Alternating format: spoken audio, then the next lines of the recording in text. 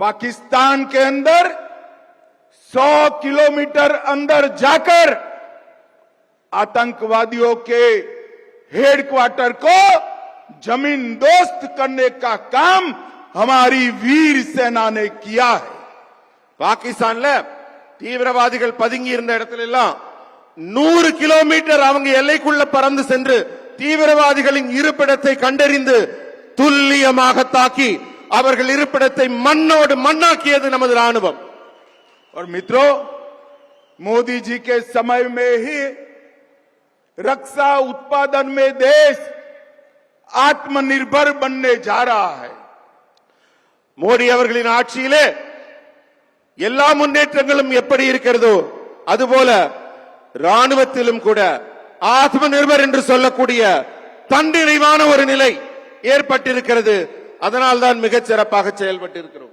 और जब रक्षा क्षेत्र में आत्मनिर्भरता की बात करते हैं तो पूरे देश का युवा कावेरी इंजन का नाम बड़े गर्व के साथ लेता है.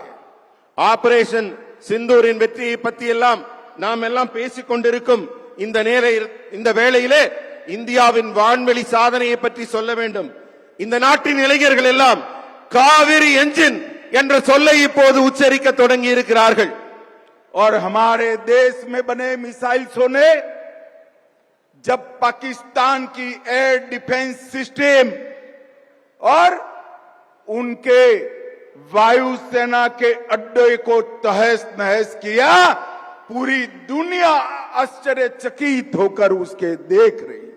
பாகிஸ்தான் தன்னுடைய ட்ரோன்களையும் ஏவுகணைகளையும் நம் மீது வீச தொடங்கிய போது இந்தியாவின் வான்வெளி வல்லமை உலக நாடுகளுக்கெல்லாம் நிரூபிக்கப்பட்டது.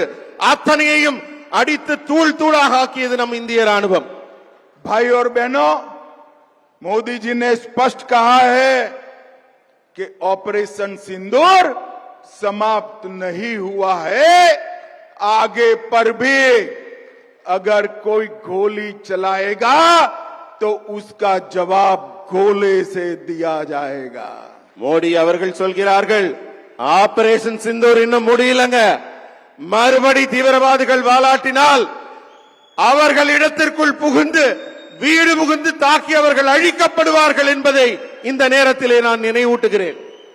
भाई और बहनों, 2024 का साल भारतीय जनता पार्टी के कार्यकर्ताओं के लिए एक मील का पत्थर है, माइलस्टोन है.